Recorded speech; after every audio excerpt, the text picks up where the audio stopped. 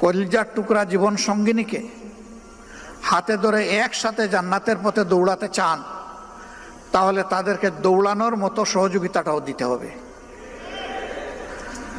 আপনি খাওয়ার টেবিলে বসে মান্না এবং সলোয়া খাবেন আর শরাবাত তহুরা পান করবেন, এই আশা ছেড়ে দেবেন। আল্লাহ তাআলা খাওয়ার টেবিলে বসে যা আপনার কিসমতে সাদামাটা রেখেছেন, এইটা খেয়ে আল্লাহ তাআলার শুকরিয়া আদায় করবেন। খুদ ধরতে যাবেন না, লবণ বেশি হয়েছে নাকি তেলের বেশি জাল হয়ে গেছে, এই খুদ ধরতে যাবেন না। আপনার এই আস্থা থাকা উচিত, আপনার জীবন সঙ্গিনী তার পূর্ণ আন্তরিকতা দিয়েই আপনার জন্য চেষ্টা করেছে আপনি যে মান্না সালোয়া চান ওইটা আপনার সামনে দেওয়ার।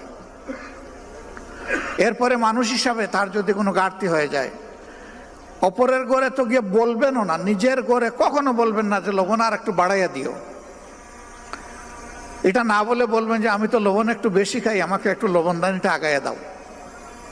তাহলে বুদ্ধিমান সঙ্গিনী বুঝে ফেলবেন যে এখানে একটু শর্ট আছে, আগামীতে আমার একটু জিহ্বা দিয়ে আগে টেস্ট করে নিতে হবে পরিবেশন করার আগে।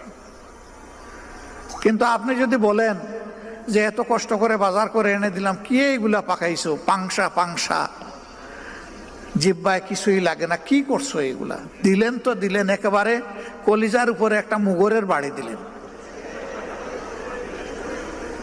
এটা করবেন না। এটা করলে তার যে পটেনশিয়াল এটা নষ্ট হয়ে যাবে। এরপরে সন্তান তো দুইজনেরই। আমার বোনটা কষ্ট করে গর্ভে ধারণ করলো, বুকের দুধ খাওয়ালো, লালন পোষণ করলো, এখন প্রোগ্রামে যাওয়ার সময় দিলেন তার সঙ্গে করে 2 বছর 2.5 বছরের বাচ্চারে, 1.5 বছরের বাচ্চারে। তো ওখানে গিয়ে মা বাচ্চা সামলাবে নাকি সে কর্মসূচিতে অংশগ্রহণ করবে? এই দিন আপনি হবেন মা আর উনি হবেন বাপ।